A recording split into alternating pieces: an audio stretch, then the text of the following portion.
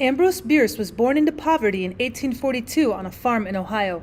Although he had no formal education, his father taught him to read and write before he left to make his own way in the world, joining the Union Army as a teenager in 1861. After surviving horrific battles out east, Bierce settled out west in San Francisco, marrying and publishing collections of war stories to audiences still eager to read them. Although he'd achieved literary success, Bierce suffered many personal losses, including the death of 2 children and a divorce from his wife who died soon after. He then traveled to Mexico, where in 1913 he disappeared, his fate never truly known, despite fanciful stories of his last days made up for the daily newspapers. Ambrose Bierce is a good example of an American iconoclast, a fiercely independent writer who not only derides current social trends, but argues against their importance to society. Known as Bitter Bierce because of his cynical nature of writing, most of his characters and themes can be assessed as dark, brooding satire, often brutal towards authority figures and the creation of more crowded urban centers of population. His most famous work, Devil's Dictionary, and his short stories about the American Civil War, like Chickamauga and An Occurrence at Owl Creek Bridge, lays bare the human cost of war and the nightmarish events that the human mind can play upon a character unable to escape society's expectations. You won't find a happy ending or a character growing from adversity in Bitter Bierce's writings. The Middle Toe of the Right Foot by Ambrose Bierce. It is well known that the old Manton house is haunted. In all the rural district near about, and even in the town of Marshall, a mile away, not one person of unbiased mind entertains a doubt of it. Incredulity is confined to those opinionated persons who will be called cranks as soon as the useful word shall have penetrated the intellectual demeanor of the Marshall advance. The evidence that the house is haunted is of 2 kinds: the testimony of disinterested witnesses who have had ocular proof, and that of the house itself. The former may be disregarded and ruled out of any of the various grounds of objection which may be urged against it by the ingenious, but facts within the observation of all are material and controlling. In the first place, the Manton house has been unoccupied by mortals for more than 10 years, and with its outbuildings is slowly falling into decay, a circumstance which in itself is judicious and will hardly venture to ignore. It stands a little way off the loneliest reach of the Marshall and Hairston Road, in an opening which was once a farm and is still disfigured with strips of rotting fence and half covered with brambles overrunning a stony and sterile soil long unacquainted with the plow. The house itself is in tolerably good condition, though badly weather-stained and in dire need of attention from the glazier, a small male population of the region having attested in its manner of its kind its disapproval of dwelling without dwellers. It is 2 stories in height, nearly square, and its front pierced by a single doorway flanked on each side by a window boarded up to the very top. Corresponding windows above, not protected, serve to admit light and rain into the rooms of the upper floor. Grass and weeds grow pretty rankly all about, and a few shade trees, somewhat worse for wind and leaning all in one direction, seem to be making a concerted effort to run away. In short, as the Marshalltown humorists explain in the columns of the Advance, the proposition that the Manton house is badly haunted is the only logical conclusion from the premises. The fact that in this dwelling Mr. Manton thought it expedient one night some 10 years ago to rise and cut the throats of his wife and 2 small children, removing at once to another part of the country, has no doubt done its share in directing public attention to the fitness of the place for supernatural phenomena. To this house one summer evening came 4 men in a wagon. 3 of them promptly alighted, and the one who had been driving hitched the team to the only remaining post of what had been a fence. The 4th remained seated in the wagon. "Come," said one of his companions, approaching him, while the others moved away in the direction of the dwelling. "This is the place." The man addressed did not move. "By God," he said harshly, "this is a trick, and it looks to me as if you were in it." "Perhaps I am," the other said, looking him straight in the face and speaking in a tone which had something of contempt in it. "You will remember, however, that the choice of place was within your own assent, a left to the other side. Of course, if you are afraid of spooks." "I'm afraid of nothing," the man interrupted with another oath and sprang to the ground. The 2 then joined the others at the door, which one of them had already opened with some difficulty, caused by the rust of lock and hinge. All entered. Inside it was dark, but the man who had unlocked the door produced a candle and matches and made a light. He then unlocked the door on their right as they stood in the passage. This gave them entrance to a large square room that the candle but dimly lighted. The floor had a thick carpeting of dust, which partly muffled their footfalls. Cobwebs were in the angles of the walls and depended from the ceiling like strips of rotting lace, making undulatory movements in the disturbed air. The room had 2 windows in adjoining sides, but from neither could anything be seen, except the rough inner surfaces of boards a few inches from the glass. There was no fireplace, no furniture. There was nothing. Besides the cobwebs and the dust, the 4 men were the only objects there were which were not part of the structure. Strange enough, they looked into the yellow light of the candle. The one had been so reluctantly lighted was especially spectacular. He might have been called sensational. He was of middle age, heavy-built, deep-chested, and broad-shouldered. Looking at his figure, one would have said that he had a giant's strength. At his features, that he would use it like a giant. He was clean-shaven, his hair rather closely cropped and gray. His low forehead was seamed with wrinkles above the eyes, and over the nose these became vertical. The heavy black brows followed the same law, saved from the meeting only by an upward turn at what would otherwise have been the point of contact.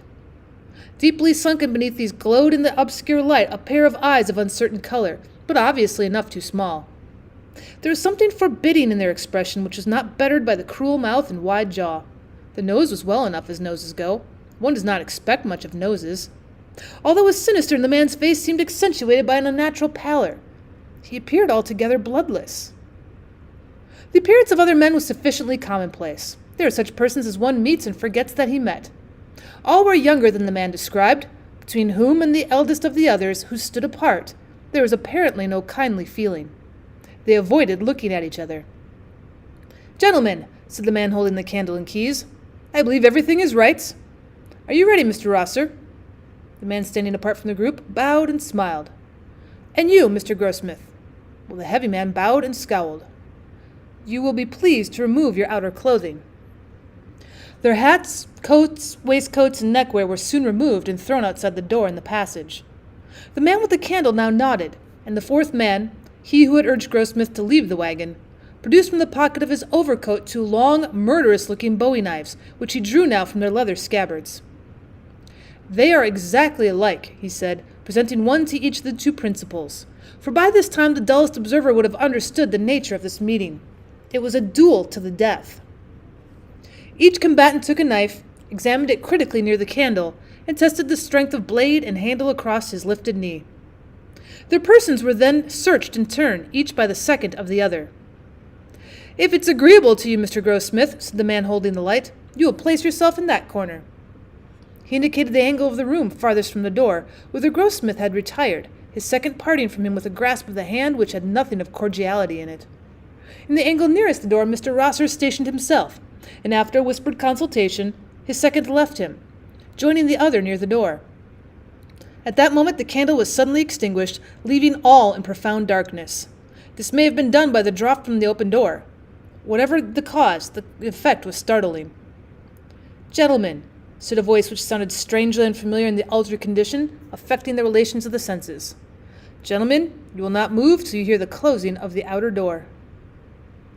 A sound of trampling ensued, and then the closing of the inner door. And then finally the outer one closed with a concussion which shook the entire building. A few minutes afterward, a belated farmer's boy met a light wagon which was being driven furiously towards the town of Marshall.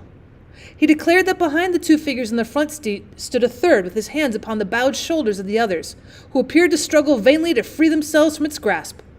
This figure, unlike the others, was clad in white, and had undoubtedly boarded the wagon as it passed the haunted house. As the lad could boast a considerable former experience with the supernatural, thereabouts his word had the weight justly due to the testimony of an expert.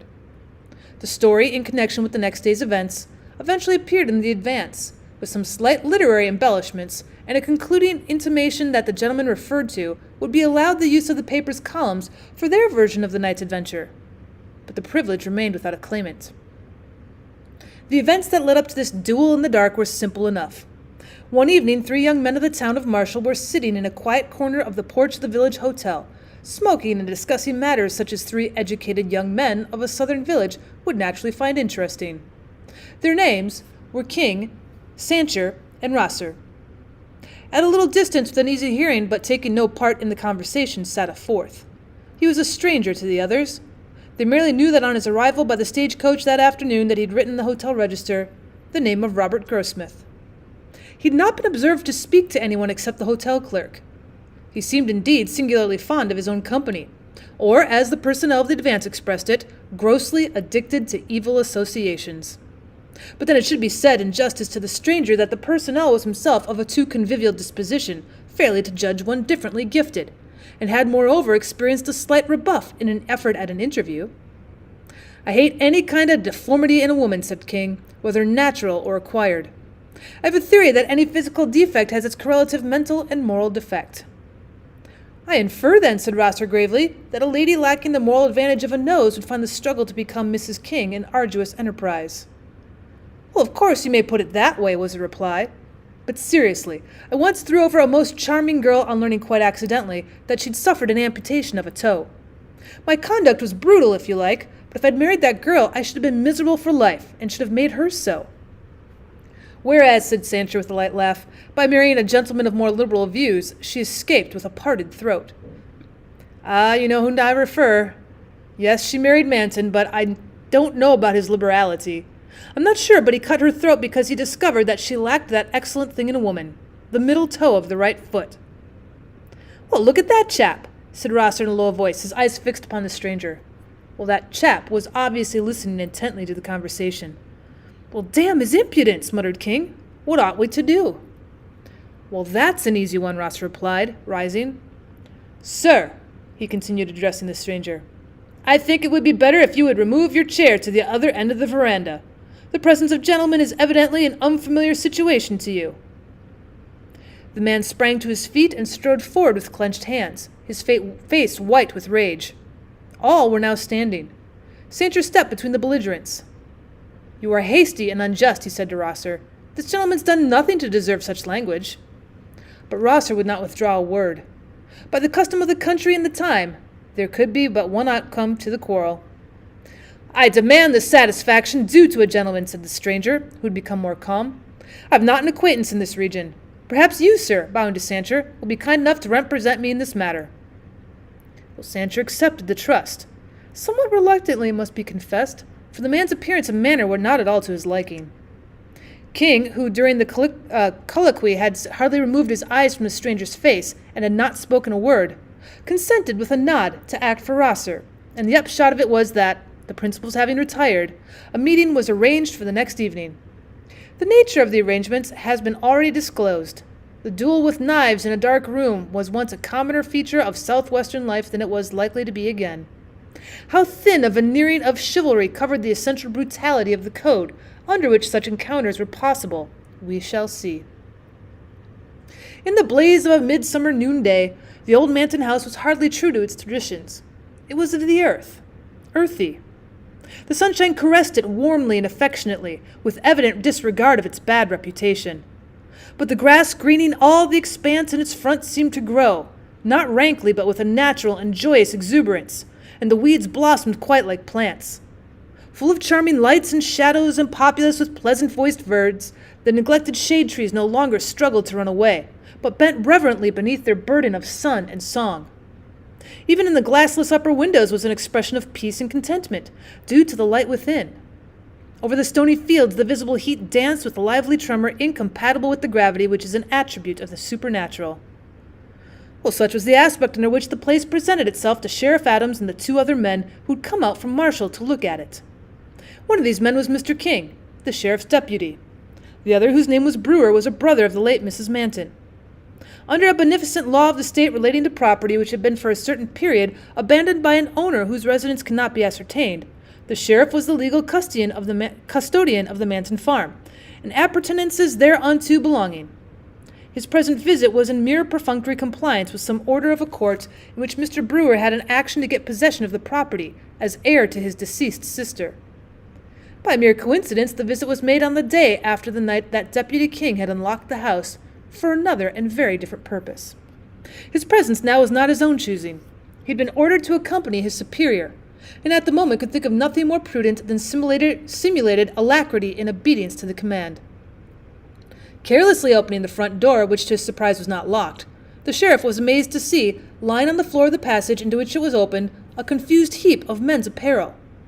Examination showed it to consist of 2 hats and the same number of coats, waistcoats, and scarves, all in remarkably good state of preservation, albeit somewhat defiled by the dust in which they lay. Mr. Brewer was equally astonished, but Mr. King's emotions not on record. With a new and lively interest in his own actions, the sheriff now unlatched and pushed open the door on the right, and the three entered. The room was apparently vacant. Well, no, as their eyes became accustomed to the dimmer light, something was visible in the farthest angle of the wall. It was a human figure, that of a man crouching close in the corner. Something in the attitude made the intruders halt when they had barely passed the threshold. The figure more and more clearly defined itself. The man was upon one knee, his back at the angle of the wall, and his shoulders elevated to the level of his ears, his hands before his face and palms outward, fingers spread and crooked like claws, the white face turned upward on the retracted neck and had an expression of unutterable fright, the mouth half open and the eyes incredibly expanded. He was stone dead. Yet with the exception of a bowie knife which had evidently fallen from his own hand, not another object was in the room. In thick dust that covered the floor were some confused footprints near the door, and along the wall through which it opened. Along one of the adjoining walls, too, past the boarded-up windows, was the trail made by the man himself in reaching his corner. Instinctively in approaching the body, the three men followed that trail. The sheriff grasped one of the outthrown arms. It was as rigid as iron, and the application of a gentle force rocked the entire body without altering the relation of its parts. Brewer, pale with excitement, gazed intently into the distorted face. "God of mercy!" he suddenly cried. "It's Manton!" "You're right," said King, with an evident attempt at calmness. "I knew Manton. He then wore a beard and his hair long. But this is he." He might have added, "Well, I recognized him when he challenged Rosser. I told Rosser and Sancher who he was before we played him this horrible trick. When Rosser left this dark room at our heels, forgetting his outer clothing in the excitement and driving away with us in his shirt sleeves, all through the discreditable proceedings we knew whom we were dealing with. Murderer and coward that he was." But nothing of this did Mr. King say. With this better light he was trying to penetrate the mystery of the man's death. That he had not once moved from the corner where he had been stationed, that his posture was that of neither attack nor defense, and that he dropped his weapon, that he had obviously perished of sheer horror or something that he saw. Well, these were circumstances which Mr. King's disturbed intelligence could not rightly comprehend. Groping in intellectual darkness for a clue to his maze of doubt, his gaze directed mechanically downward in the way of one who ponders momentous matters, fell upon something which there in the light of day and in the presence of living companions affected him with terror. In the dust of years that lay thick upon the floor, leading from the door by which they had entered straight across the room to within a yard of Manton's crouching corpse, were three parallel lines of footprints, light but definite impressions of bare feet, the outer ones those of small children, and the inner a woman's. From the point at which they ended they did not return. They pointed all one way. Brewer, who had observed them at the same moment, was leaning forward in an attitude of rapt attention, horribly pale. "Look at that," he cried, pointing with both hands at the nearest print of the woman's right foot, where she had apparently stopped and stood. "The middle toe is missing. It was Gertrude." Gertrude was the late Mrs. Manton, sister of Mr. Brewer.